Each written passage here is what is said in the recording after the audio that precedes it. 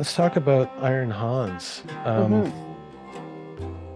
So it's a story that I encountered, gosh, almost 30 years ago now when Mm. Iron John came out. And I discovered Iron John when I was a young man, trying to work through or understand my father. Hmm.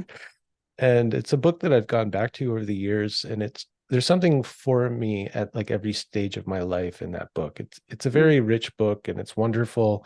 Um, but I think like Robert Bly in working with Iron Hans, he had a very particular agenda. Like he Hmm. wanted to communicate something about initiation, particularly male initiation, and Hmm.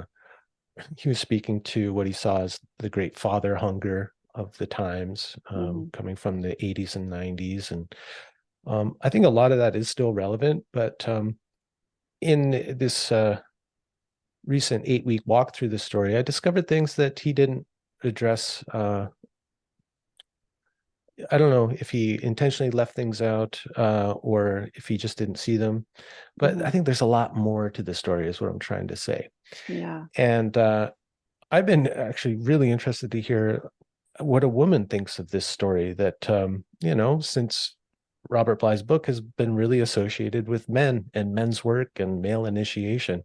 Mm. And I've often thought, like, well, there's got to be something in it for women too. So, how did you encounter this story? Well, I had certainly heard of the story and had heard of Robert Bly's book, Iron John, um, and had heard through men in my life who had been deeply impacted by the book, um, generally positively impacted by the book. But I had never read it, didn't know anything about it, never read, the Grimm's translation of the story until just last spring.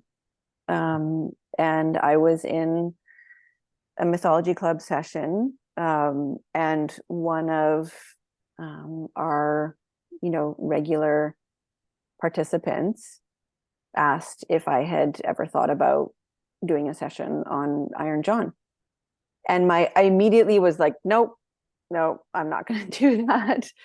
Robert Bly has done it. It's got a whole thing. And who am I to say anything about Iron John?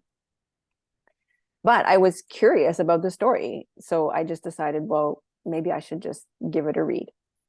So I read the story, and I think fairly quickly had an inkling that there was something pretty profound about this story.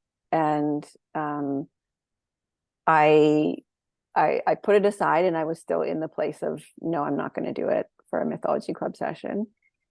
But I'd be out on the land, and I was be walking, you know, through the forest, and Iron John would just keep coming back, and I'd be churning, over the story, um, and I just the sort of insights just started to come, and I realized uh, it's a profound story, and I had not heard anybody uh, say some of the things that were coming to me. And so I thought, you know, I think it's important that these other things are said for the story, and for the ongoing evolution of this story within maybe the men's movement, or, the world of mythology.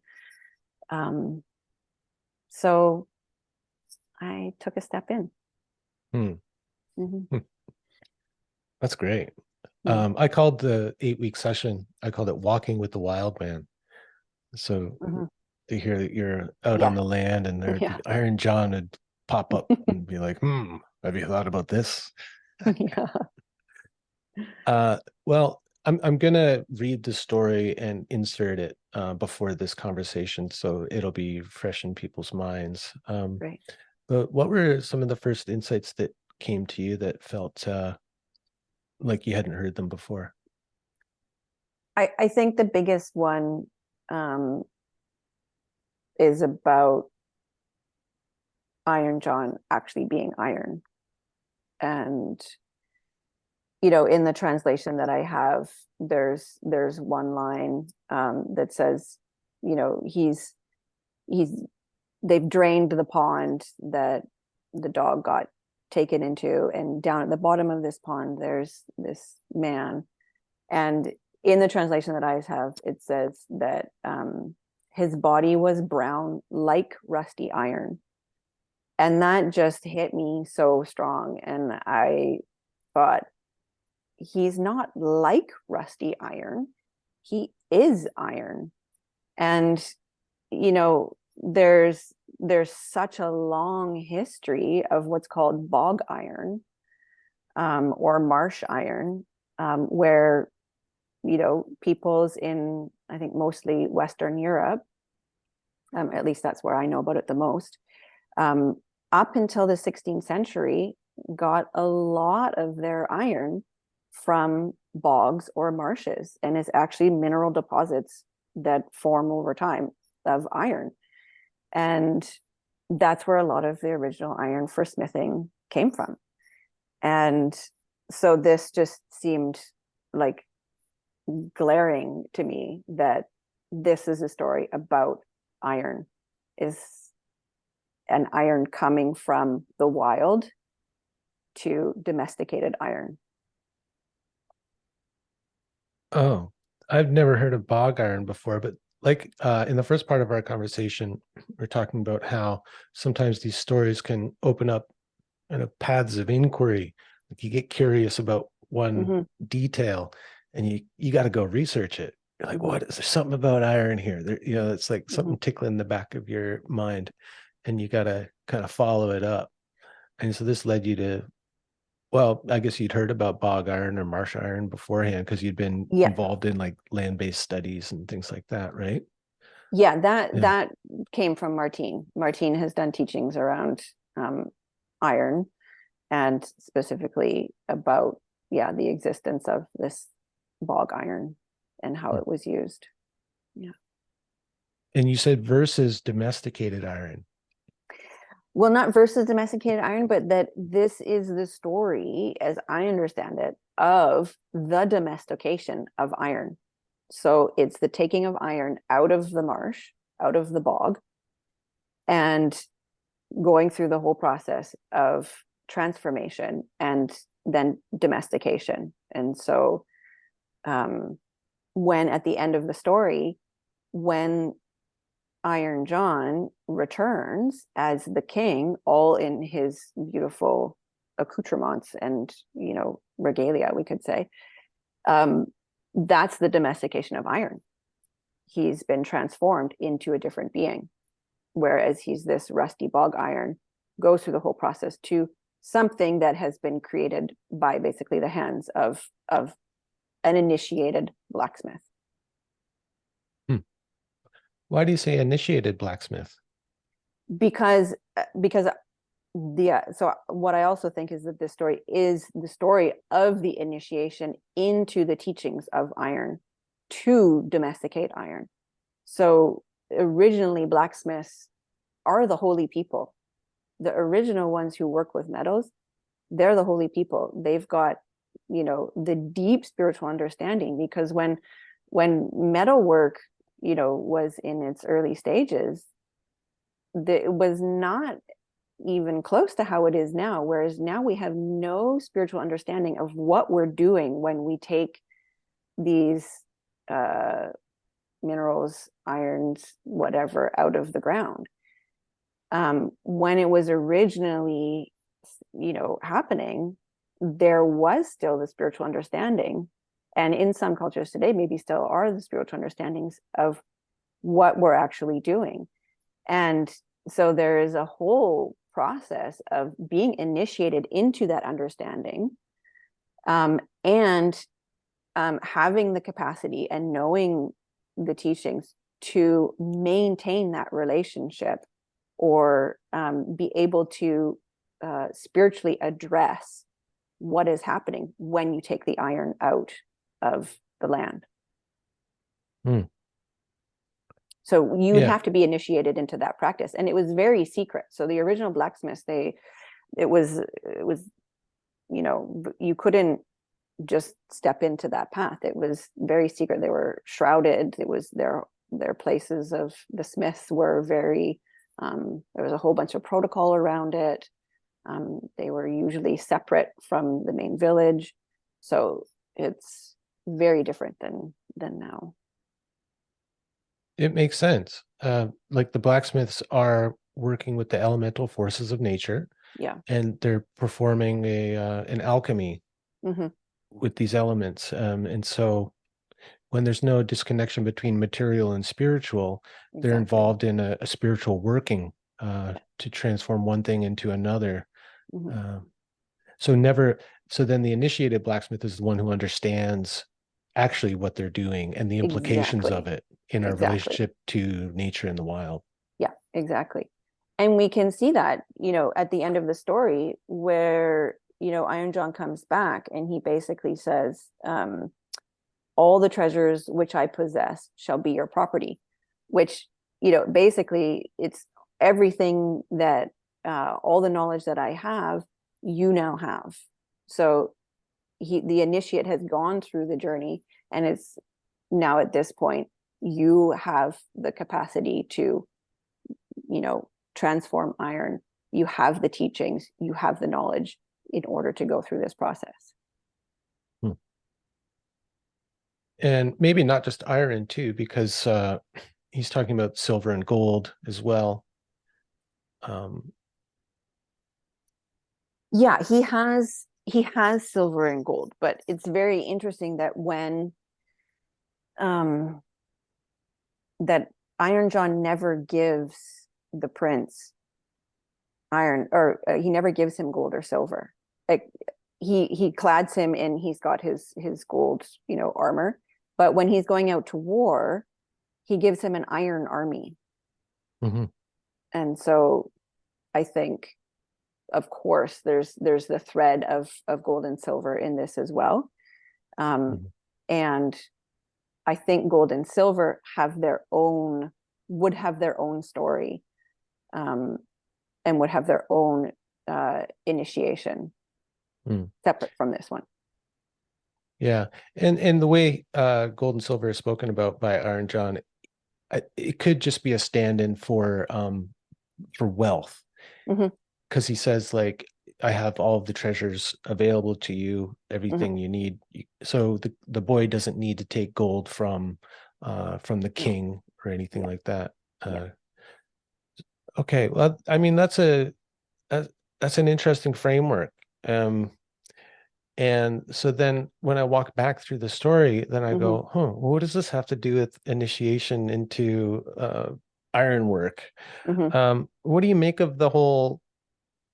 One of the things that I found really curious about it that really stood out to me on this latest walkthrough was how the first kingdom is in like a trance state. Um, they're kind of passive um, and immobilized in a way. Like there's Hmm. no action. It's Hmm. forbidden to go to the woods because the woods are dangerous. Hmm. Um, we don't quite know what's in there or why people are disappearing. So they're off limits. And then the kingdom falls into this strange, like fugue state where Hmm. nothing's really happening Hmm. until this hunter comes along and goes, Hmm. "Hey, I'll go in the woods and check this out Hmm. for you." Like he Hmm. comes to kind of disrupt the trance state.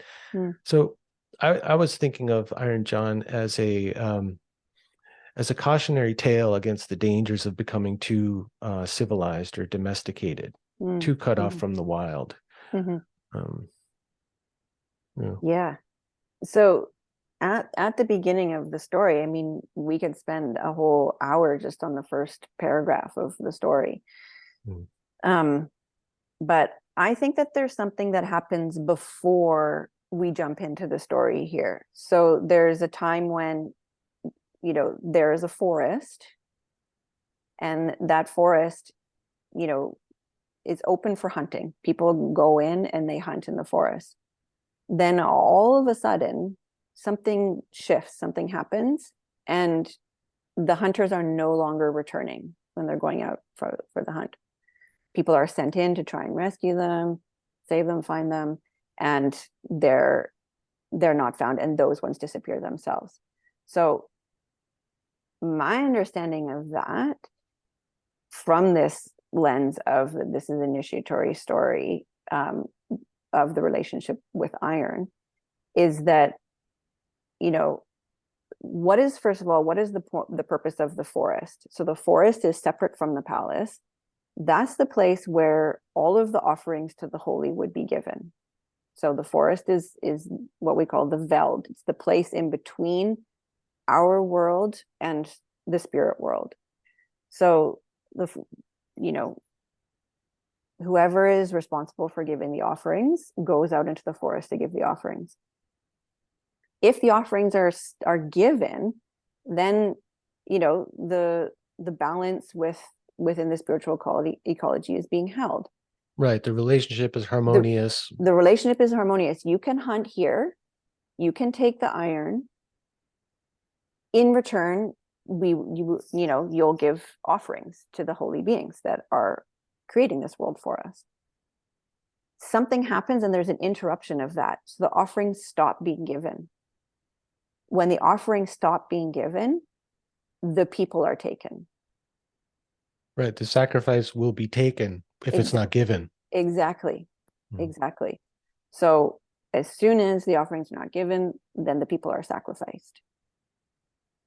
So then there's this shutdown of, well, okay, nobody can go in there anymore, as though that's actually going to make a difference, you know? But I think there's this attempt at that point to, like, we're just going to freeze everything. We're just going to stop. We don't want to give the offerings anymore, but, you know, we're not going to participate in that whole relationship anymore. And so something happened before that made this interruption happen, which it's not in the story, so we don't know. Well, little hint. I think it has something to do with Christianity. Yeah, could be. But the thing is that there's two layers of this story. So this story, yes, this story does not come from an intact culture, not at all.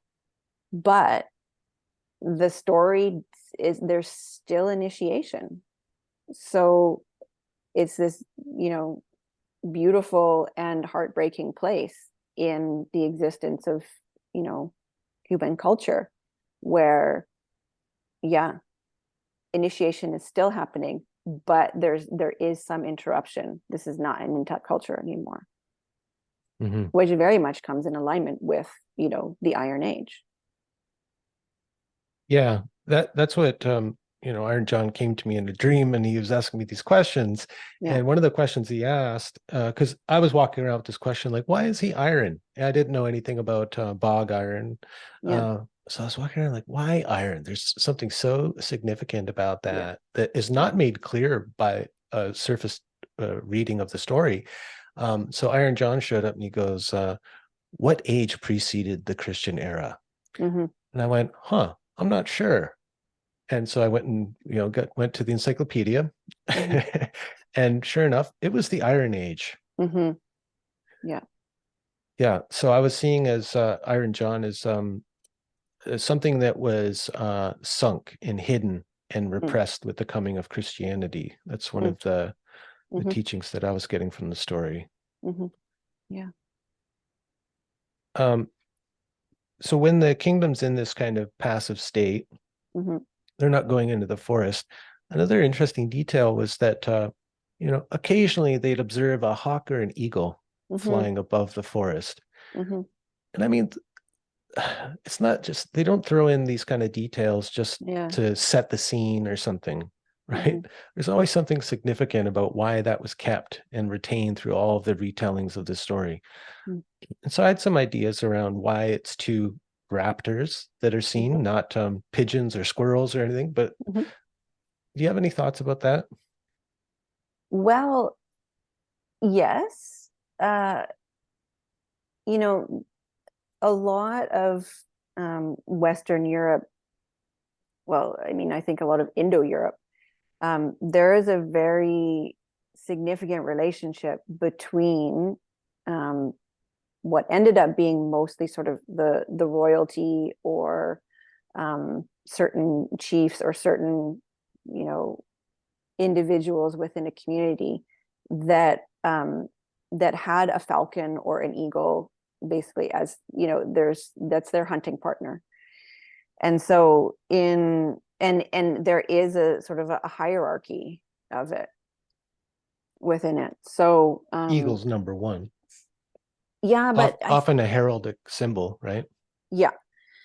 Um, and I think, I don't remember the whole, I know Martín talked about this and laid out sort of what the whole hierarchy was, I think in Western Europe, but I do believe that the falcon was, the falcon or the hawk was actually like the one of the king. So the king had the falcon or the hawk. And so, you know, one thought for me was that this is some way in which basically they become an extension of the spirit of the Yeah. royalty, some way in which they're still, you know, circling above that forest. The other thing is that birds are also the ones that carry souls between the worlds, and so it just seems significant that it's birds, that there's a lot of essentially, you know, souls that have not been fed. There's a disruption in the way that, you know, the sacrifices have been given, the offerings have been given. And so there's, you know, we could say a lot of ghosts in that forest. And so, you know, the eagles and the hawks are the ones that are tending to the souls of the dead, basically. Mm. Yeah, I think the eagle and hawk hierarchical placement depends on the land, Yeah. because where there aren't eagles, the hawk or the falcon will be the kind of top Yeah. raptor, and therefore representative of kingship, right? Mm-hmm. Mm-hmm. But where there are eagles, like in Russia, the Yeah. eagle would be the symbol. Yeah. I pulled out my tarot deck because both the emperor and the empress both have eagles on their Exactly. shield. Yeah. Yeah. Yeah. There you go. Yeah, my feeling about those, it was like, it had something to do with that, where it was about having a safe distance from the wild and kind of Mm, overseeing it from mm, a distance. But the thing was like, there's the distance there that mm-hmm, was significant, and kind of keeping an eye on it. mm-hmm. Um, The other mhm. thing that's significant to me is that, you know, basically a place that used to be welcoming becomes terrifying. And Mhm. so very often in the stories, we see that sacred places are guarded by something that's terrifying, or there's some story that's created to, you know, make it so that people don't go into that place anymore, which is essentially a way of protecting what is sacred. So with the disruption of the agreements, it's all of a sudden become, hey, you're not upholding your part of the bargain. So we have to create some basically force field around this Taboo. sacred Mhm. forest so that you don't come in. Right. Yeah. Yeah. So like some of the old fairy tales about the witch who will cut Yeah. you up and put you in a pie. Yeah, Um, exactly. Or in Gilgamesh, there's, I can't remember, oh Humbaba, I think his name is, I can't remember the name, but of the sacred cedar forest, there's you know, the monster, quote unquote monster, who guards the sacred forest, and Gilgamesh attempts to go in and cut down the whole forest. So it's, yeah, there's always the one who's basically the protector of what is holy.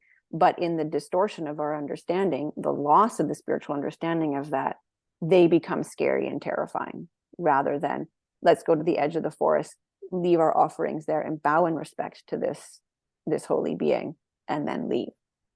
hmm. Mhm. Um, and then this huntsman shows up, Yeah. and that's curious, right? It's Yeah. like an outsider Mm-hmm. shows up and initiates this whole story Mm-hmm. of initiation in a Mm-hmm. way. Mm-hmm. Uh, what do you make of that? Like, why is it somebody from outside? Yeah. Mm.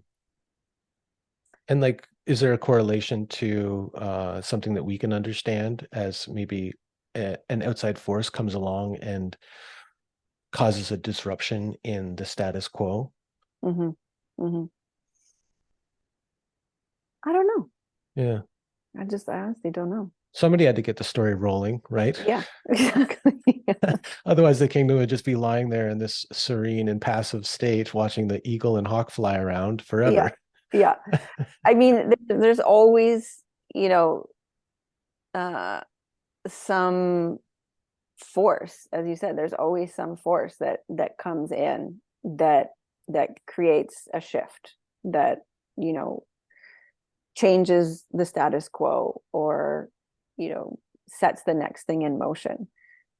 So if there's a deeper, you know, spiritual knowing of this rogue huntsman, yeah, I don't know. I don't know what it is. Mhm.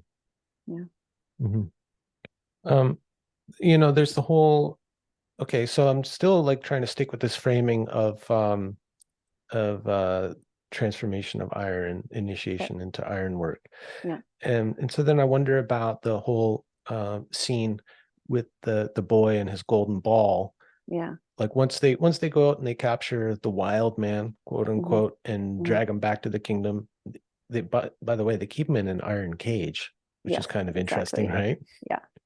Very interesting. So this domesticated iron holding the Yeah, wild iron being. exactly.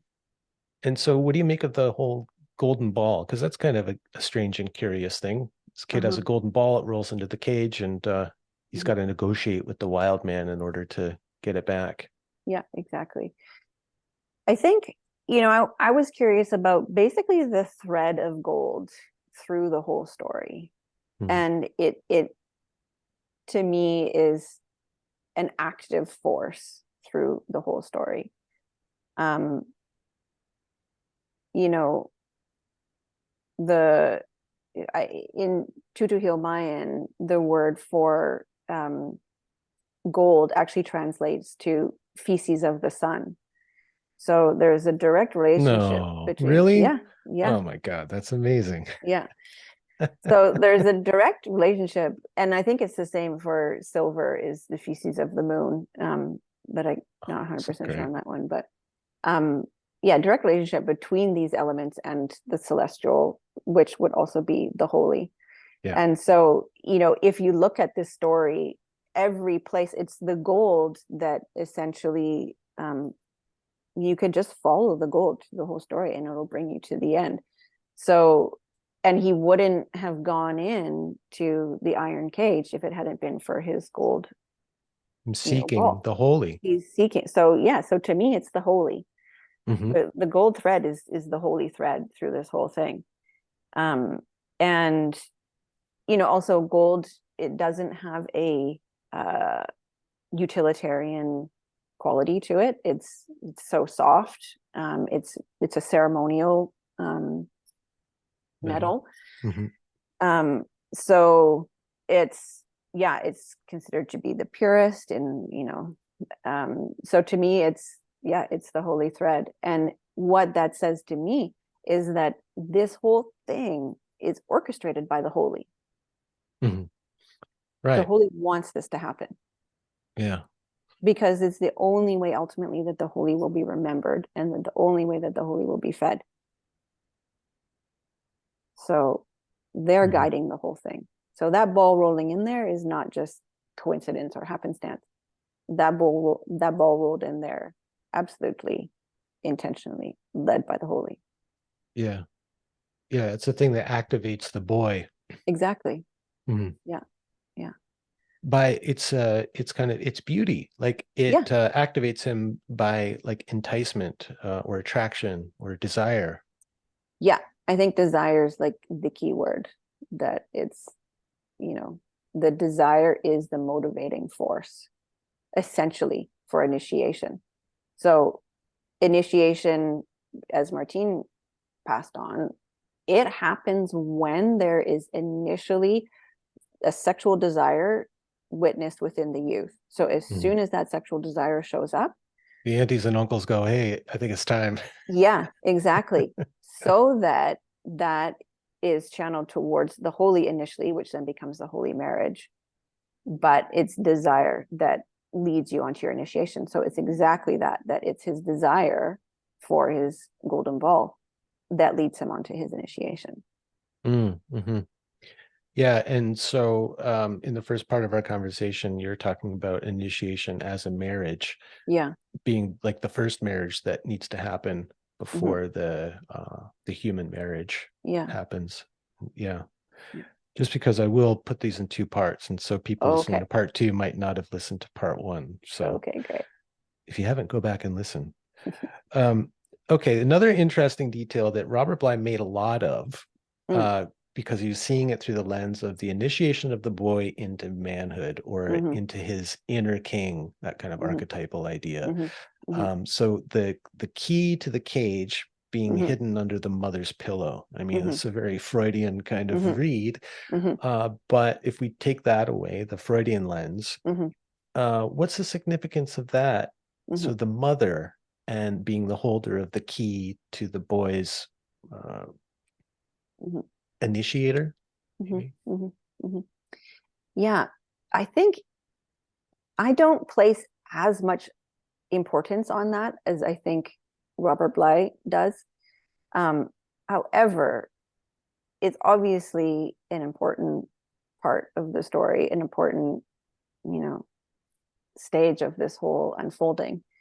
Um, and, I do think about, again, as, Martin talked about or shared little bits with us and also in some of his books, the male initiation that happened in Santiago Atitlan. That there's a part of that initiation where the boys have to go back. So they've been separated from the community and they have to go back to their mother's hut and steal her cooking pot. Hmm. And so, and then also I think of Vasilisa the Beautiful, where Vasilisa has the doll that her mother made for her. And so there's a thread of there's something from a gift or something from some element from the mother that is an important part to carry you through the initiation.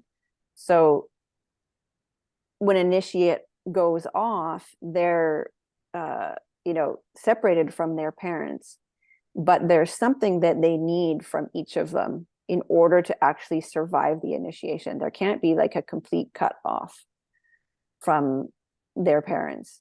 Um, so to me, that's the piece, that there's something from his mother that he needs, um, and he has to show his capacity in order to get it and carry it, in order to unlock basically the next stage of the initiation. Hmm. Yeah, interesting. Mm-hmm. Um, yeah, I mean, one of the ways that I thought about it was that, being someone who went through this and have witnessed other men who have had to go through this is without initiation, the boy who wants to be a man, even if he's a 35-year-old boy like I Sure. was, Yeah. has to kind of claim his life Mm-hmm.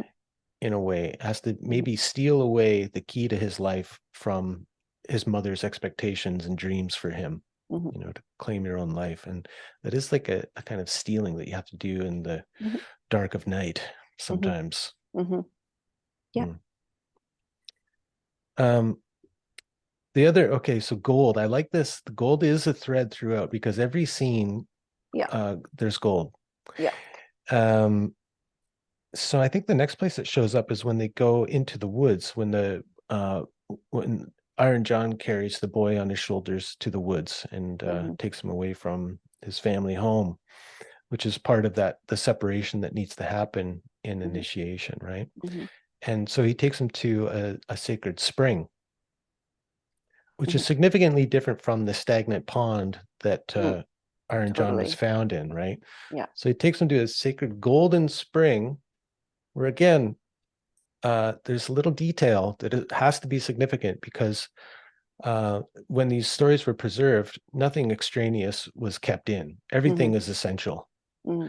right? And Hmm. so there's a golden snake and a golden fish Hmm. that can be seen swimming in this sacred pond that the Hmm. boy is tasked with protecting from anything falling into it Hmm. that would otherwise pollute it. Hmm. Any thoughts about why a snake and why a fish? Well, can we just jump back before we go there? Oh yeah, please. Okay, cool. So, and then, yes, well, because that's definitely important. I just actually have a question for you. I'm not remembering, but in other versions, is it always a fish and a snake? Oh, well, there's some other versions of the story that are different in a lot of ways. Yeah, But in the Grimm story, it's a fish and snake. yeah, yeah. Yeah, Okay. I'm just trying to remember in the other versions that I read if it's always a fish and snake. Sometimes I think there's just not anything. It's just there's nothing in the pool. But right.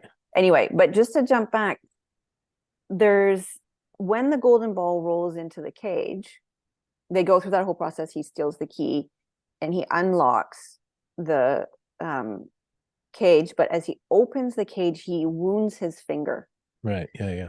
And that's super important because that's his first wounding is from iron. And so and it's because of that wound that then this whole thing at the well happens. Then the whole next part happens. So there's a wounding that happens, and the wounding is from iron. So it's very often that what the initial wounding is from, that's then the path of that we will take as an initiate. So if you're, it's you could like think about it as the sacred wound, or wherever your wound happens or is, created by, that's then what you're the path that you're initiated into. So his first wound is by iron, and then he goes on this, it's another point that moves him through the story in through his initiation into, smithing of iron. Mhm. um So the yeah, wound is given by the domesticated iron yeah, cage. yeah. Um, there's also something too about the wound happening in his first contact with the wild, Mhm. Totally. right? Yeah, yeah. And that wound has to happen.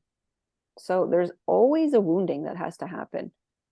And by some understandings, that wound then becomes, it creates a, a, a wounding in our soul or a wounding in our spirit. And that then becomes the seat for the holy.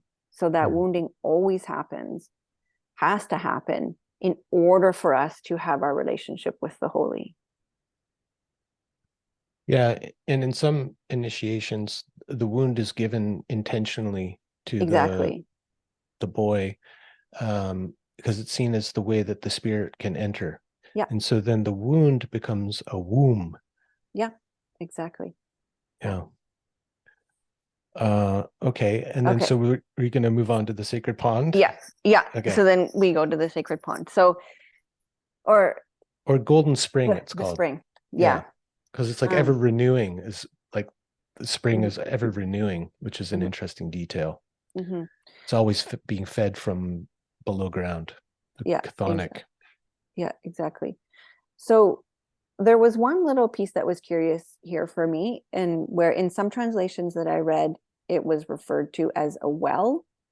And then in other translations, it's referred to as a spring. And Mm. so a spring and a well actually they're very different. Well, So there's wild and domestic right there, right? exactly, Mhm. exactly. Yeah. So the well is domestic and the spring is wild. So who knows which one it is? There's different ways we can understanding it depending on which one it is. But either way, it's um yeah, he is sitting at the edge of this golden well. He's been given a task, and his task is to, sit there and to not touch it. um the fish Not and not this let anything fall not into it as anything fall well. into it. Yeah. Yeah, which I have something to say about. Okay, yeah. Um, so whether the fish and the snake, to me, I don't know what the fish and the snake are. You can look at, there's so many different ways that you can interpret that, and you can look at what is the role of the fish and the snake in the different, cultures that, the story comes from. The story is probably much older than, you know, there's threads that could go further back than where it was collected in what's now Germany. And so to different peoples, fish and snake mean different things.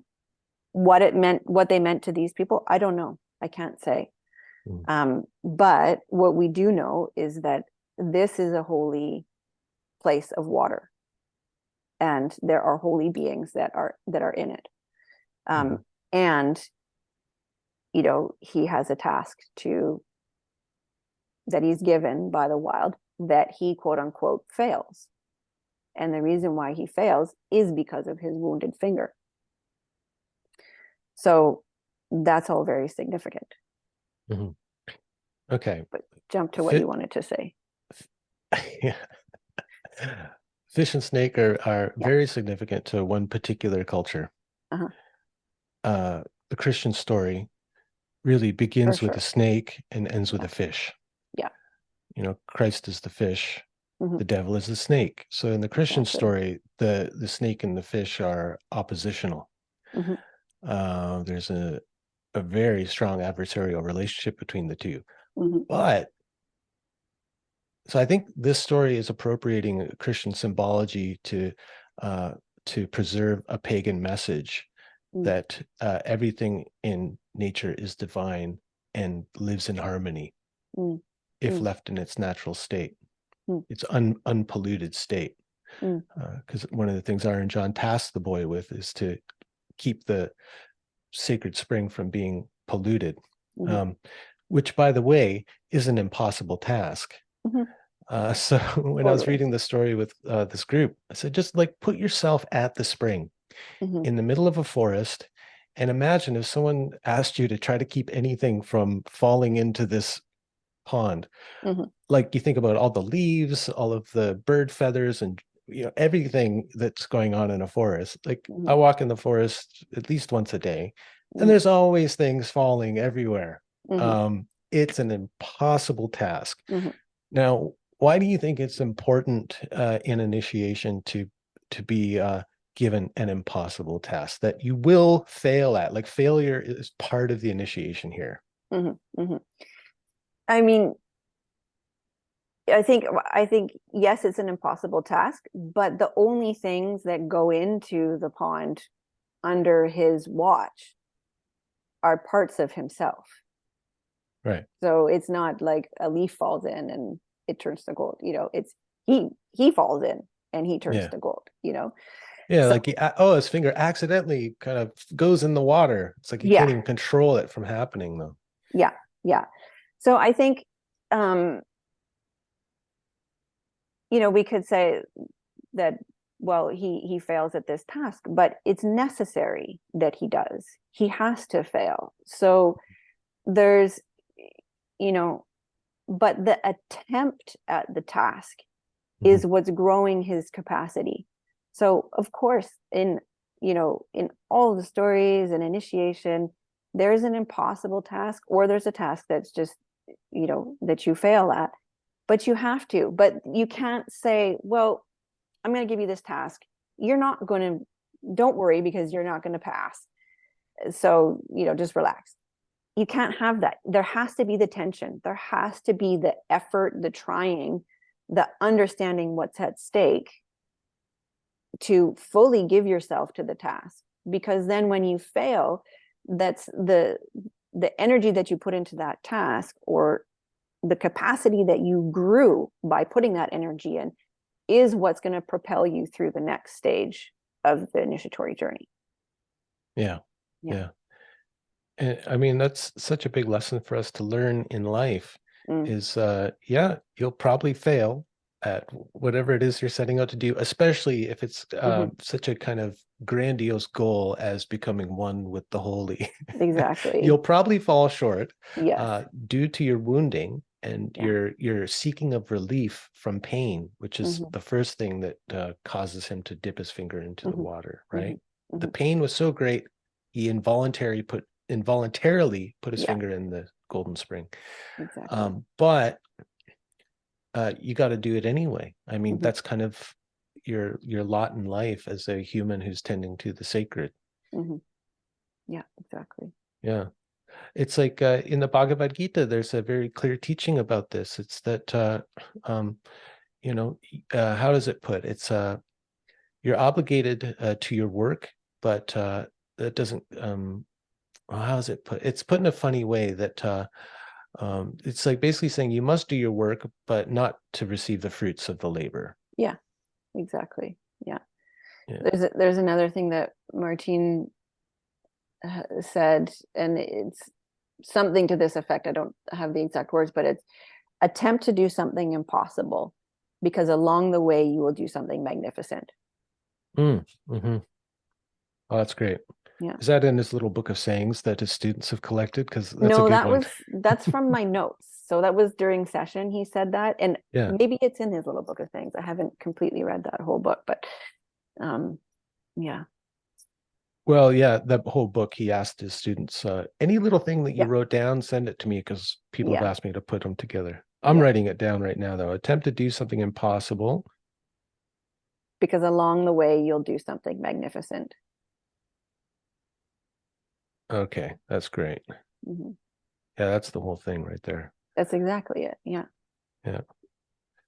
Um, okay. I don't want to, we could spend hours on this I story. know. Like I Yeah. took 8 hour long sessions to go through the story, and there was still more that could have been said. Yeah. Um, where would you like to move ahead to? Like, what's the kind of next big milestone for you? Um, Oh, I just wanted to say one thing about the impossible task too, that I yeah. think is integral to initiation.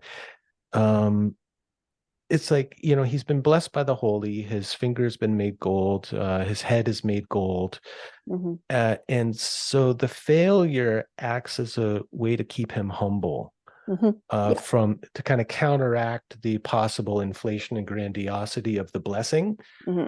There has to be a humiliation that that follows it almost immediately. Otherwise, he could run off thinking he's the golden boy and that, Sure. the next avatar, right? Hmm. Well, and also another part of initiation is to go through a period of poverty.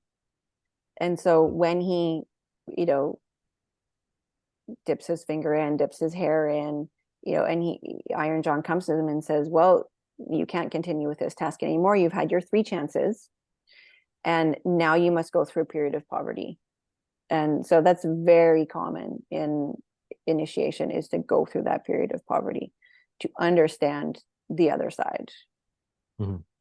Well, and it's like after initiation, you're often given your apprenticeship Yeah. as well, which puts you in a kind of a role of servitude. And uh, yeah, you have to, yeah, that's a humbling position too. So after Yeah. this in the story, he's made into, well, he's given to the cook Yeah. to be a kitchen worker and then a gardener's boy. Now, do you Yeah. think it's significant that it's a kitchen, like it's kitchen and garden work? For sure. Yeah. Yeah. Which, of course, depending on what lens you're looking at, could mean all sorts of different things. If we are looking at this in terms of, you know, an initiation into metalsmithing, um, I think it's not when he goes to the cook, he doesn't go to the cook to cook. He's not responsible for actually cooking. What's Hmm. he responsible for? He's responsible for wood, water, and raking the cinders. Hmm. So basically, he's responsible for the fire, which is a hugely important part of smithing. Hmm. So he has to learn how to tend the fire. Right. He's got to learn how to work with the elements. He's got to learn how to work with the elements for sure. And then he goes into the garden And then in the super important part of the smithing of iron, which then became the smithing of steel, is the introduction of carbon into it. So basically plant matter and or any form of carbon put into the molten metal. So he's got the plants, which is the carbon, and he's got the capacity to tend the fire. Bring those two together with the metal, and you have smithing. Yeah, it gives it a whole different read when That, yeah, when you're being initiated into the story by a metalsmith. yeah, yeah, I mean, it's kind of amazing because I have my own kind of biases and my experience and my lens, which yeah, causes me to see certain things in a certain way. sure, But it's always good to hear the different perspectives on it. yeah, Um, One of the things I thought about with I've worked in kitchens before. I did mm-hmm. that before I became a graphic designer. And there's something about working in a kitchen that um, well, it's like being on a ship, like the Mm-hmm. the head cook or the chef is the captain of the ship, and everybody there's plays their role. So in this kitchen, he's there to like carry wood and water. Yeah, He's got a very kind of subservient role. Like in the mm-hmm. kitchens I worked in, the good cooks always started out as a dishwasher. Yeah, So you had the kind of the simplest, the hardest job, mm-hmm. and you had to work your way through and learn every stage. Mm-hmm. So I thought there was something about that too, like kind of starting at the bottom. And I think the kitchen is in the basement of It the is, castle yeah, here, right? yeah, Um, Something about that, like uh, in terms of the humbling or yeah, the humbling of the mm-hmm. boy and learning to serve. Like so his he leaves the kitchen when he's asked to actually deliver food because no one else is around. So you're Yeah, going to take the food up to the king and the queen, yeah, and that's like that's a whole thing yeah, that leads to the next stage, working in the garden. And totally. like working in the garden, um, there's something there about being initiated into beauty. I think Mm-hmm. because Yeah, there's a scene where he's told to give flowers to the princess, I think, yeah, and instead of finding like these beautiful cultivated flowers, he goes and picks wildflowers. And somebody mm-hmm. says, "Hey, you can't give her those old Mm-hmm. weeds." And he Mm-hmm. goes, "No, no, no, these are much more beautiful." Like there's something about his intuition waking up to like natural beauty or something. Totally, yeah. And I think those, like, that's not counter to looking at it as learning the trade of blacksmith at all. Hmm. Like, that's all a part of it. I think that layers in it perfectly, with what I was saying before. Um, so I think there's definitely something there about once he's going into the garden, it's shifting his capacity to see beauty for sure.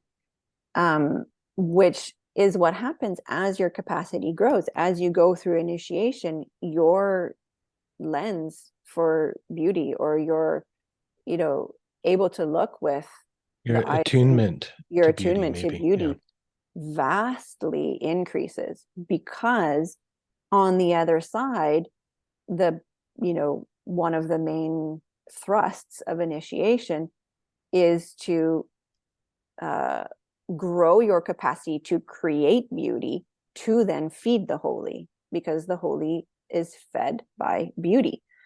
So you're essentially being initiated into the path of beauty for sure. Hmm. And then when he's asked to give flowers to the princess, um this then takes us into a whole different stage Hmm. where flowers are the courtship of the earth. And so he's now entering into a courtship and with the daughter, um, who I think is the holy female. Um, and the reason why I think that is because when he brings her the flowers and he's questioned about why did you bring wild ones and not domesticated ones? And he said, well, because the wild ones have a more beautiful fragrance. It specifically says fragrance. Hmm. And so what is the food for the holy? When we're like, if we actually give the holy food or if we give them flowers, it's the fragrance that they feed on. So he's actually giving her food by giving her the more fragrant wildflowers. Mm, mm, Yeah. And by food, yeah. I mean like spiritual nourishment. Yeah. Yeah. Yeah. Like it's the often, I think it's even in the Bible, it's like something about the scent of the sacrifice Yeah. is what attracts spirit. And we think about, every tradition uses some kind of incense Exactly. Yeah. to attract the holy. Yeah. Yeah. But you Exactly. would say also not just to attract the holy, but to feed it. To feed the holy. Yeah. Hmm. Yeah. Hmm. That's a good one. Yeah, that it So is the scent that he's like, these it's the wild scent. ones have a stronger scent, and she's gonna like that. Yeah. Like he knows. He knows. Yeah. Oh, that's great. Okay, and then the jump to Yeah. kingdom is overrun by war, Yeah. and it changes. I mean, the whole kind of mood of the story changes, and the whole Yeah. thrust of it changes. Yeah. It's like something significant has changed in the boy, and so we've got this whole other scene. Hmm. Now, I'm struggling to think how this fits in with the whole blacksmithing thing. Hmm. Uh, but yeah, what are your thoughts about it? So um Martín talked quite a lot about iron and the hunger of iron. So um hunger or iron is considered a hungry metal. And when you um, take iron out of the land and transform iron into something else, that iron remains hungry and needs to be fed. And so this even just goes back to the beginning of the story as well, where they've already gone through a process. They know how to smith iron, and if the offerings are not give, what's then given is the people. So and also traditionally in a lot of Western Europe cultures, very very old, when we're talking about like sort of King Arthur age and before,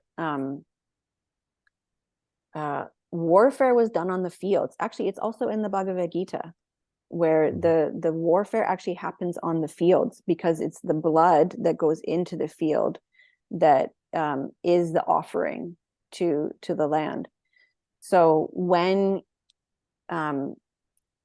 offerings are not given, or when sacrifices are not given, when the ritual doesn't take place over a certain amount of time, the debt basically continues to accrue. The spiritual debt continues to accrue, and it gets bigger, to the point where then warfare is what is the only thing that can address, and not even really address, that debt. So basically at this point they've gone through a certain amount of accruing that debt, Not which we feeding cannot, the and not holy. feeding. Mhm. Yeah. And we can never get out of the debt. We cannot exist without being in debt to the holy. But we can participate in it, but there's a certain Right. If level. there's no maintenance, then the Exactly. debt accrues to the point Yeah. where a mass sacrifice is needed in the form Exactly. of war. Yeah. Exactly. Mm. So at the beginning of the story, it's a hunter here or there, And a needs, dog. and a Yeah. dog. Mhm. Then, it goes on further, and then it becomes this whole war has to happen. So what would need to, in terms of the initiation of the blacksmith, this is what they need to know. They need to know what Mm. will happen This is the if consequence. this is the consequence, Mm. because the only way you can truly address it is by understanding the consequences. Yeah.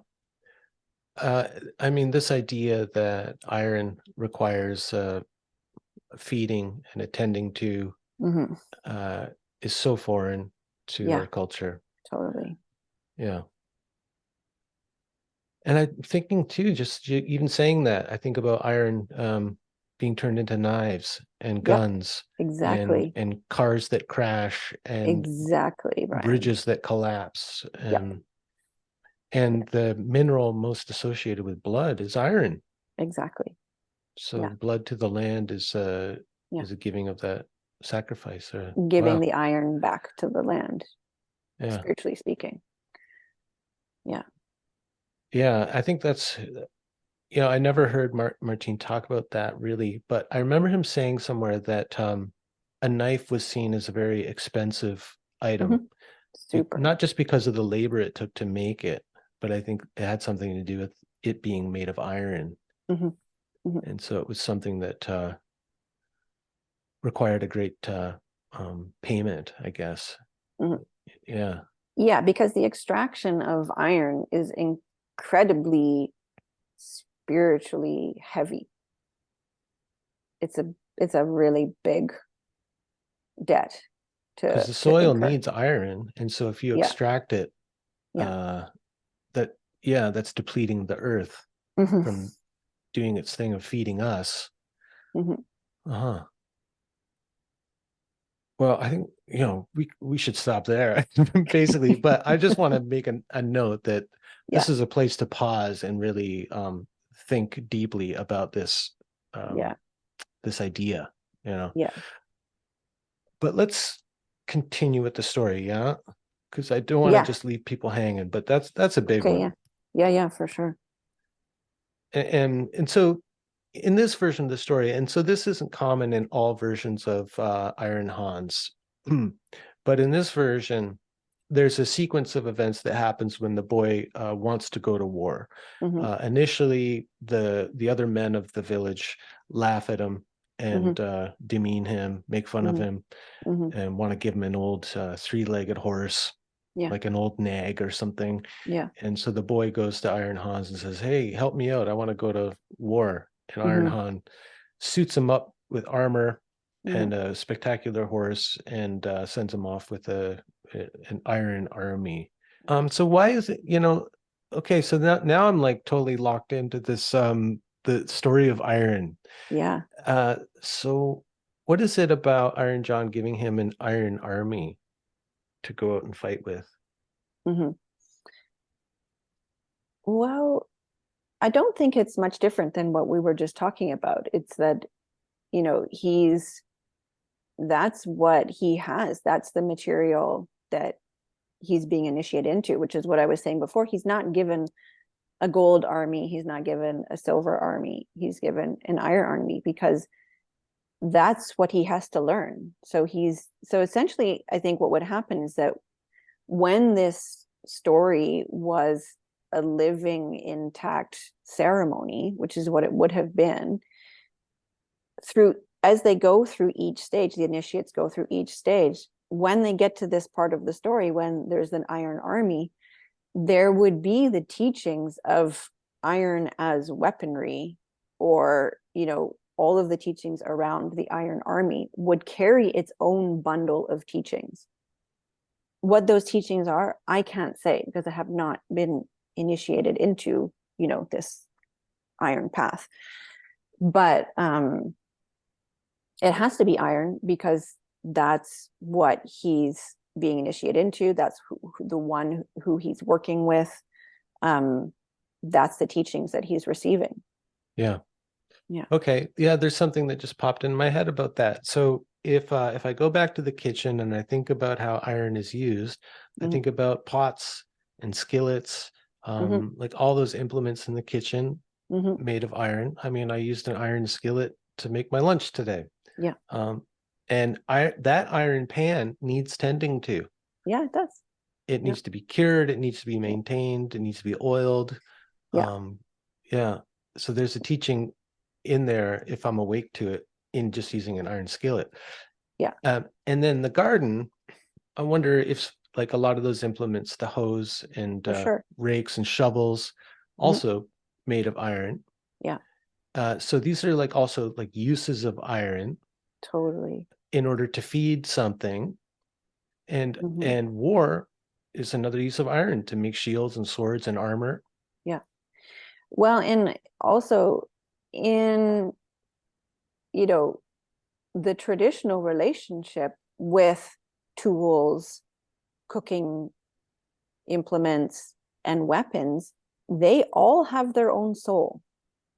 So a sword has its own soul, a spear has its own soul, a plow has its own soul. They all have a spiritual life themselves. So exactly. So he would be, receiving the teachings around each one of these tools that are made of iron, because he has to learn how to tend. He's basically becoming the tender of all of these teachings. Another word would be the priest of all of these teachings and the knowledge of iron.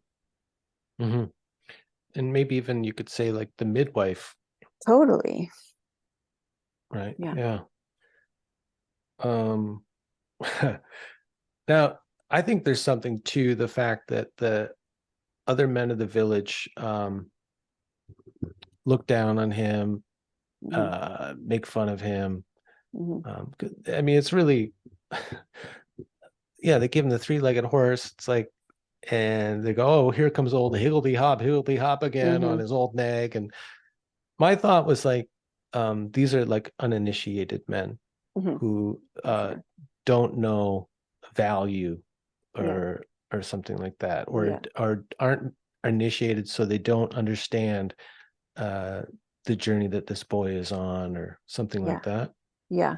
I think another way of phrasing it would just be that they don't have the eyes to see the holy, which Right. is what happens when you go through initiation. You then come out of the initiation with the eyes to see the holy. So it's similar, in stories where you have, the ugly hag or the frog or something. It's only the one that has the eyes to see who this being is the one who then unlocks the secrets of Hmm. that being. Um, so yeah, I agree. Yeah. And often it's like the third brother who has Yeah, the eyes to see that always the youngest. I don't know, the witch is the princess or whatever it is, Yeah, right? yeah. The other ones are kind of oafs and Mm-hmm, arrogant fools. mm-hmm, Uh, um, it, and that also brings up the idea of the three. yeah. I mean, this is kind of a big mystery with fairy tales, the significance of threes. Yeah. Now, my thought about it was that three is the smallest number that forms a pattern, a distinguishable pattern. Mm-hmm, Uh, that it's an active number in a way that mm-hmm, one or two isn't, and mm-hmm, four is almost becomes like a square, becomes too stable in a mm-hmm, way. But three seems to me like active. I don't mm-hmm, know. What's your thoughts about three? mm-hmm. Well, first, I just always am clear that, you know, numbers are not my strong suit. It's not really a line of study that I've gone very far in. So, um, yeah, so I always have that caveat that that's not my place of strength. But um, that being said, three is a very active number, and in a lot of traditions, it's said to be, the number of life. It's the creative number. So Martín certainly talked a lot about the number three, and in terms of you have two opposing forces, and then it's the dynamic tension between those two opposing forces that create the third thing. So you have to have, the three. You have to have the two to create the third, which is life. So Mhm. I think that's just one thread of three, and I think there's a lot depending on who the people are, what the spiritual understanding is. But it seems like a fairly common thread that three is the life-giving or the active force number. Mhm. Or is the thing that's created out of the marriage of the two, like you said, and What's the third thing? Yeah, yeah. yeah. Um, okay. It just can we jump Yeah. just to the why, like the three like brothers or the three sisters, or why is it always three? And it's always the youngest.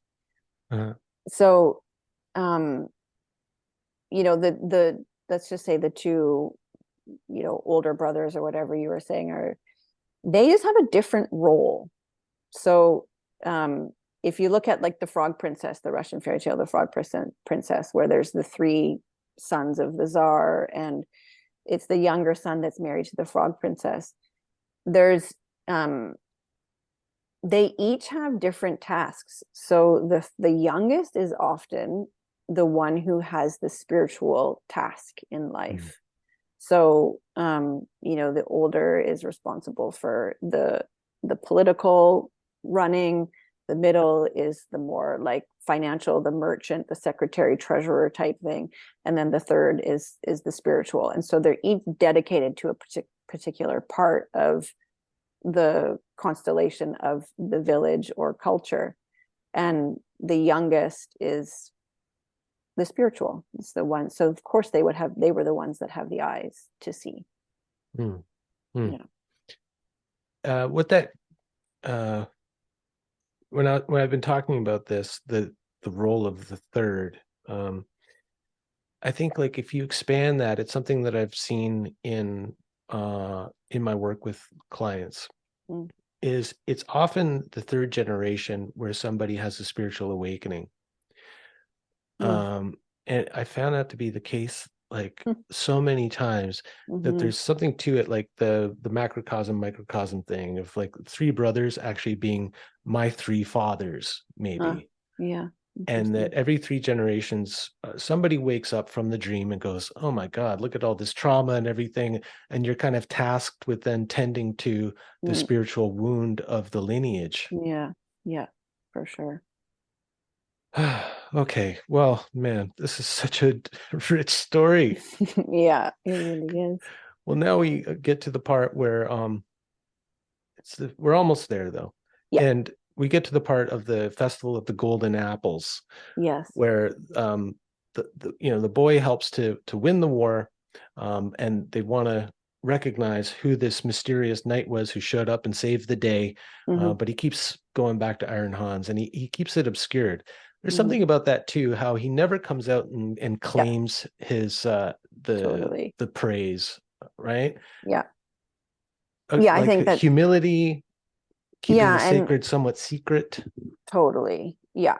And that he can't just come forward and say, well, oh, look at my golden hair, I'm a holy boy. There's a certain, as he's going through the whole process, at the end he can, but as he's going through the whole process, it would interrupt what needs to happen next if he came forward with um yeah, who he is really, or what Mhm, he has received.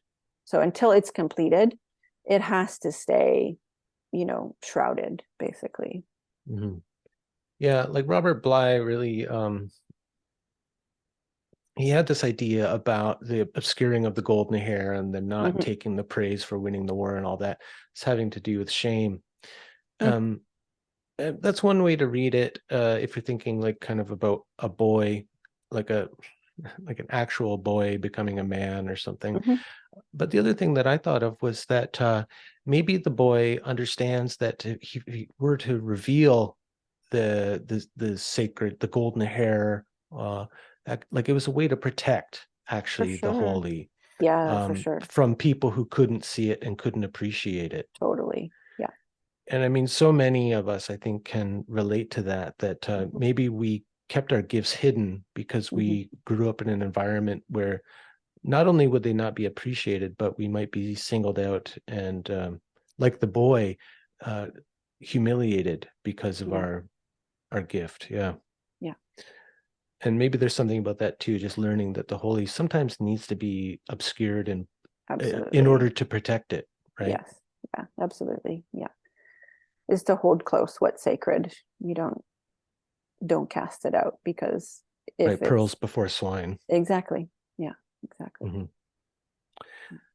Um, okay, so now we're at the part that I was referring to Mm-hmm. earlier, where it's the Festival of the Golden Apples. They're like, we got to identify who this knight is. So the Mm-hmm. king's like, what we're going to do is we're going to have this festival, Mm-hmm. and we're going to have all the knights come out and parade and show themselves. And the princess is going to toss out a golden apple. Mm-hmm. Um, and the guy who catches it uh, gets to marry you. I don't know if he says that right in the beginning, but I think that's the Yeah, implication. that is, yeah. Hmm. But That's basically, where they we're want to at. find out who the mysterious knight was. Yeah, So the boy again calls on Iron John, says, "Okay, there's this thing happening. yeah, I want to be a part of it." And yeah, this is where Iron John gives them the different colored armors for sure. Yeah, and horses, right? The horses are different the colors horses are too. different colors too. Yeah. Yeah. Do So the you first think it's one, significant? well, I think you could read it in different ways, right? Yeah, So the sequence is red, white, and then black. black. Yeah, Now, Robert Bly goes into a whole thing. He's relating it to alchemy and also the way color sequences show up in like Snow White. yeah, Um, red blood falls on white snow and causes someone to go into a yeah. trance. Parsifal. Yeah. There's the phases of the moon thing, um, or like maiden, mother, crone, that kind Hmm. of sequence. So there's all kinds of different ways to read it. It's kind of a backwards alchemical sequence. Hmm. Um, alchemical sequence usually starts with black, then goes to the whitening, then the reddening. Hmm. Um, so yeah, there's all these ways we could kind of symbologize it. Uh, Hmm. but what struck me as a surprise, again, going through this story slowly and like really living with it, it hit me one day that I think it was probably because we had a fire out back.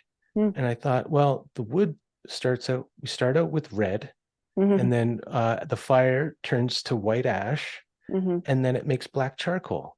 Hmm. Hmm. And I was like, this is a sequence that anybody who had an intimate relationship with fire would Hmm. be watching all the time because we're always looking at the fire and Hmm. we always see this progression from red or brown. Red and Hmm. brown are the same color, Sure. Yeah. basically.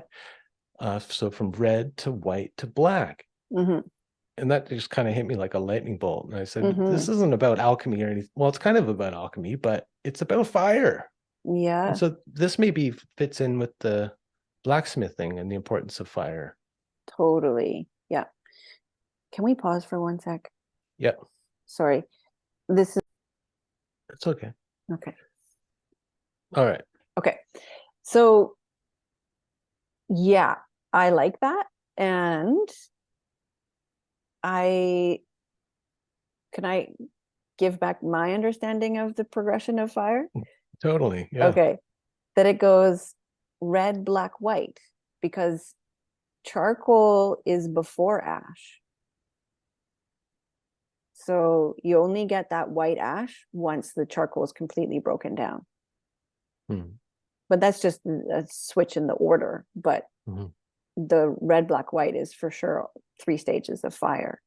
Hmm. Yeah. Yeah. But yeah. So Well, I just, okay. the the white ash often will form on the log, and once it's blown away, what's left is the black charcoal. Uh-huh. So yeah, I think we could see it in different ways for sure. Yeah. But there's something there about fire. That's all I Yeah, know. This is for yeah. sure. Yeah. I think the red, black, white is I think it is one of the big mysteries of Indo-European mythology. Um, there's all kinds of different understandings. There's tons of research that's been done on what the different colors mean. Um, Baba Yaga says straight up what red, black, white means, and it's Oh, really? sun. Yeah, it's I think it's actually dawn, day, and night. Hmm. Hmm. And to say that, I think actually we could say that what Baba Yaga says is, we should listen, but to say that that's what it is across all Indo-Europe and in all situations, I don't think so, but that's for sure one of them. Um, what it is here is he going through different times. So it starts with red, dawn, white is day, black is night. Is he going through time sequences at this time? It's one possibility. Is he going through fire sequences? Also totally a different possibility. But what I think is clear is that he is going through, basically this is another like uh stage of the sacred teachings. So this would be a specific ceremony itself, where each stage he has to go through the teachings for each color, whatever it represents, whether it's representing the stage of fire, the day, which actually is completely related to fire as well. Yeah. So Also, like tempering of iron. the tempering of the steel or the Yeah. iron, for sure. Yeah. And this whole this follows the whole sequence about strength and Yeah. yeah. Okay. Golden apple again, our thread of gold Yeah. throughout. This time it's being offered by the sacred feminine, Yeah. the princess. Yeah. Yeah. And I mean, apples are, is a, one of the very common understandings is the fertility. Whether that's what this is, I don't know, but it's for sure, it's the continuation of the holy thread. And it is curious that it's when I think he's going through a courtship this whole time with her. I think that she's holding the divine feminine. She knows who he is basically from the beginning. Mm-hmm. The whole time she's actually courting him from some perspective. Mm-hmm. And yeah, and the apple shows up when it's at this time between the two of them. Mm-hmm. When it's time for everyone to reveal, I've been courting you the whole time, you've been courting me, and Exactly. Yeah. Yeah. mm-hmm. um there's another wound here, right? The second wound happens at this time when because he gets the apples and then he's still playing coy. So he runs off without revealing himself and goes back to Iron Yeah. John and Yeah. comes back. And so he does this 3 times. And on the third time, the king's like, okay, if that guy tries to get away again, Yeah. you guys go after him. And if you have to, take out your swords and take him down. I want to know who this guy is, bring him Yeah. back Yeah. to me. Yeah. And so he gets a wound in the leg this time. Yeah. So, which leg wounds, often it's the groin. Mm-hmm. Sometimes that's been kind of obscured, I think, because it's a little too risque. So they say a Mm. wound in the thigh, but it's Yeah. it's a fertility wound, right? Yeah. Yeah. I think yes. And I mean, I don't know that it would be a fertility wound in that it's actually compromising his capacity to be fertile. I Yeah. actually don't think that that's, if we look at, the Grail stories and in Parsifal, that the Fisher King, he's got the wounding in his groin, and or the Grail King. Mm-hmm. Um, And he's sick and he's impotent. mm-hmm. Mm-hmm. Yeah, but the thing is that, I mean, this is a huge topic. We could do a whole thing just on this, but um, he, we could say he's impotent, but the whole thing is the Grail is life. It's the creative force. It's everything. It's this whole flowering planet. So I think, yeah, there's the wounding in the groin, but what it is actually in service to the capacity to create and all fertility.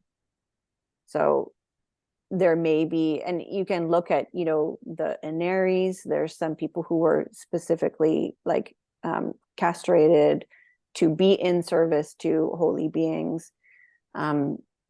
Maybe that's related here, but I think that the overall understanding of it is that there's a wounding that then creates the possibility for a relationship with the holy, for as you said, a womb for the holy, so that there is fertility, so that there is great creation from this relationship and this ongoing reciprocity. Mm-hmm. There's something too about the first wound being a wound in the finger. Yeah.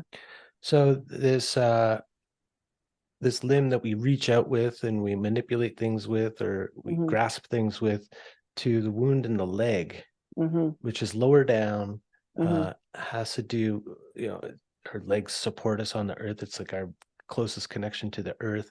Mm-hmm. That maybe there's something about that, like a deepening of the wound or something. Mm-hmm. Yeah, well, I mean, what stands out to me is that, I mean, it's a wounding in the finger, which then becomes gold.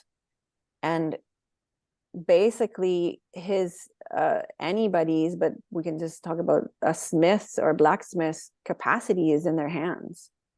So our capacity to feed the holy comes from our hands and our voice. So, the wounding happens in the hands, but it's then the hands become gold, which I think is this next stage of the ability to make beauty with our hands. Then again, it's like, if we're going to say it's a wounding in the thigh or it's a wounding in the I was going to groin. say, make beauty with our loins. Yeah, Mhm. exactly. Yeah. Really. Hmm. And I don't think we need to shy away from that, but it's really like it's a creative, beautiful force that makes Which all is that like the happen. story after this story ends, after he and the Exactly. princess get together. Yeah. Yeah. Yeah. Hmm. Well, there's the coming together finally, right? Yeah. Of the Yeah. boy reveals his golden hair and everybody figures out who he is. Yeah. Uh, King, is happy about it, gives his daughter to the young Mm-hmm. boy. Mm-hmm. I mean, one of the things that's interesting that came up in our going through the story is somebody pointed out that the boy is referred to in different ways throughout the stages of Mm. the story. Yeah. So I can't. What's the last time he's referred to here? Oh, yeah, he goes from like boy to I think fellow at the end. I mean, Okay. there's something about that. Like there's a Yeah, maturation process that's happening for that's sure. apparent to people who Yeah. are there. Yeah. Well, I mean, that just makes me think of the story that Martin has passed on, called The Toe Bone and the Tooth, which is in one of his books. Hmm. Um, and so Raggedy Boy um, goes through his journey, his name changes at each time, and each time he goes through and he has a name change. It happens because he is maturing. He's aging. So you could look at the spiritual time and physical time are very different. But he's aging through this process, and so at the end, he's not a boy. He's definitely Mhm. not a boy anymore. Yeah, I can see you're not the gardener's boy. Yeah, You're not the this same is little true. boy who was working in the garden. Yeah. Yeah. Um, One of the things I think is interesting, like the maiden says he doesn't care much for ceremony, Yeah. but I've already seen from his golden hair that he was not a gardener's boy, like Mm-hmm. obviously implying that he was something much more, Mm-hmm. but does not care much about ceremony. Mm-hmm. I was thinking about that, like, okay, let's just say there's a difference between ceremony and ritual. Some people Mm-hmm. have talked about this, where ceremony is something that upholds societal values, and a ritual is something that subverts them. It takes us out of the ordinary rather than reinforcing the ordinary. Mm-hmm. Mm-hmm. Oh, I mean, it's a thing with language. I don't know if we could see Mm-hmm. that the translation was thinking so subtly about language and Mm-hmm. distinguishing between ceremony and ritual. Mm-hmm. But I would say this boy has come to understand the power of ritual and doesn't Mm-hmm. care much for the typical courting ceremonies and marriage ceremonies and that kind of thing. But Mm-hmm. there's something of kind of wild nature that this boy has been also initiated into, right? Where Mm-hmm. there's Mm-hmm. kind of deeper things that are more important than um yeah, matters of ceremony. I Mm-hmm. don't know. Mm. Yeah, I don't know sort of if there was an intentional distinction between ceremony and ritual. I think he's very clearly has an understanding of, we'll say, ritual. You know, his whole going through, not revealing who he is, going through the whole ritual of going out to the war, then going through the three stages to basically court her. It I think it's like I think it's a trickster moment. I think she's just being the trickster in that moment, that he's clearly has some immense capacity with ritual, and she's making light of it. Yeah. So Well, yeah, she's like, yeah. He's not yeah, going to conform, but he's yeah, something a little more than just the gardener's yeah, boy. yeah, yeah, totally. Well, it's great. And then, Iron Hans returns, but as a king, like Yeah, you talked about earlier. yeah. Yeah, and I think seeing it through this lens of the story of iron and Mm, initiation into working with iron in a sacred way, mm, it just gives it a whole different flavor that I just I want to walk with for a while with that rattling around in my mm, head, and mm. that's interesting, and it'll probably lead me down some kind of rabbit holes in terms of research and things Mm, like that. It's mm, very intriguing. mm, There's something to it for sure. mhm. I mean, Anything it's more just, I anything more think, you want to say about it? yeah, I just think it's so curious that, like, why is it called Iron Hunts? Yeah, that was the big That question for me. that's just Why like, Iron why Hans? iron? It's got to. I may be way off base with my whole reading of this, but there's got to be something about iron. You know, There's it's got certainly it's, something about it's iron. named iron. It's got to be something. So, But I mean, that is I mean, it makes sense kind of coming from Martin and what he yeah. values and what he thinks is like most important and what our Mm, task is as mm, human beings. Uh, but also, like, you could look at it through this other lens that I've been looking at it through as a cautionary tale about the mm, dangers of colonialism and losing a sacred connection with nature, mhm, and how initiation is about initiating a boy into that relationship.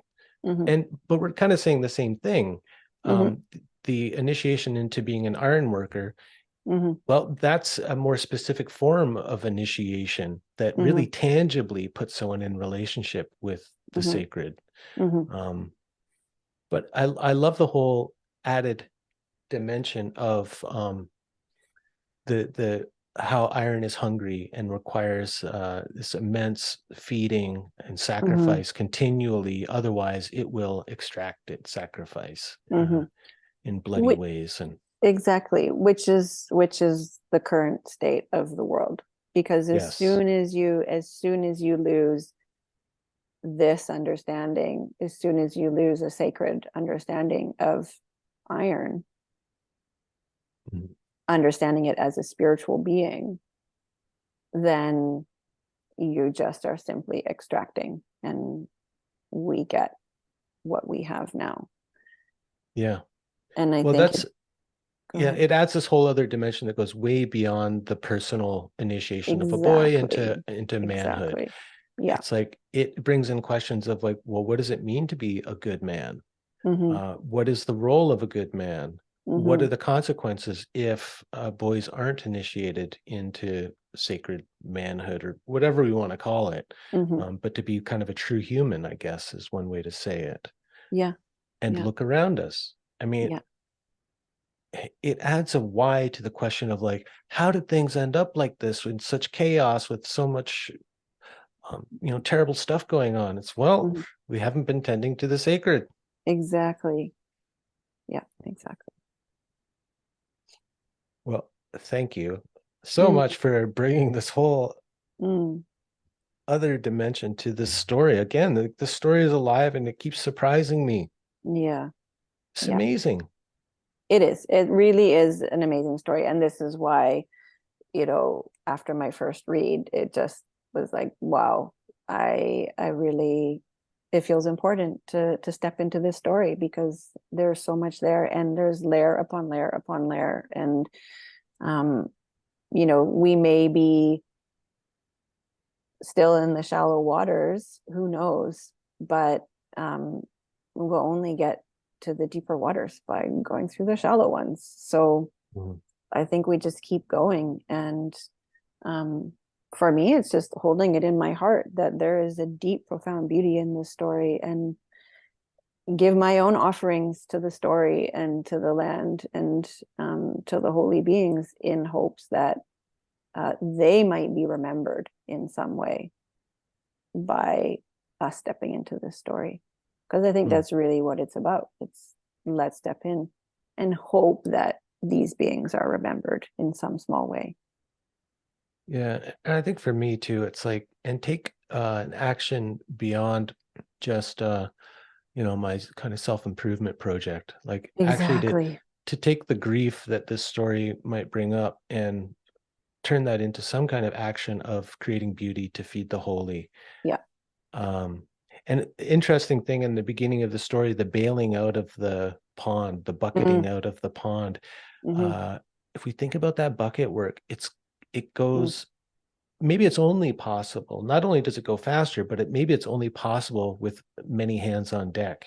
mhm. Yeah. It'd be Oh, for too sure. much for just one of us to do. This idea that, look, your only work is to work on your own enlightenment, and that's going to be the best thing you could do for the world. It's Yeah. like, I don't know. Maybe Yeah.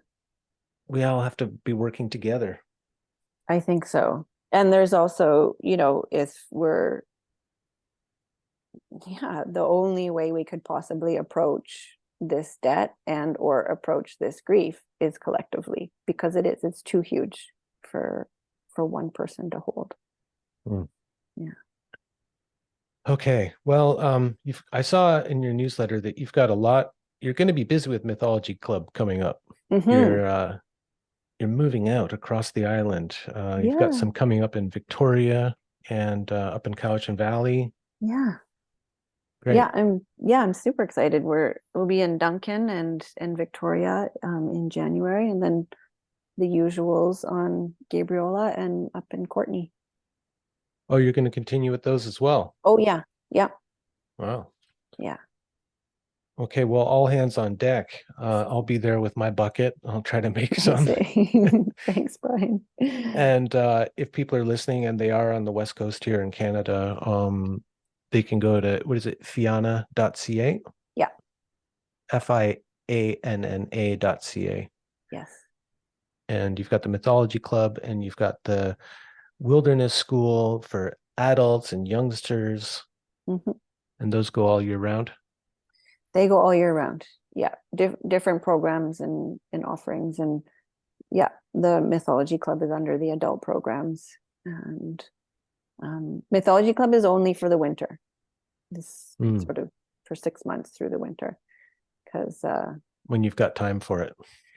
well, no, because that's when the stories are fed, is in the winter. And then during the summer, the stories need to rest. So, Yeah, because we um, need to be outside doing all of our yeah, busy things. And exactly. That's, yeah, yeah, that's when we grow the food. And then in the winter, we tell all the stories that give the spiritual juice for the food to grow in the summer.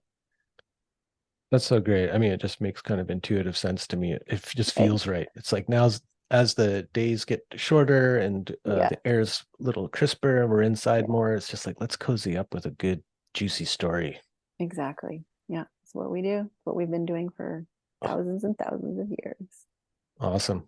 Yeah. Well, thanks so much. This has been really great. I love it. Mm, Thank you so much, Brian. It's wonderful to journey with somebody who, yeah, has a shared passion and lens or vision. So thanks for your vision. Hmm.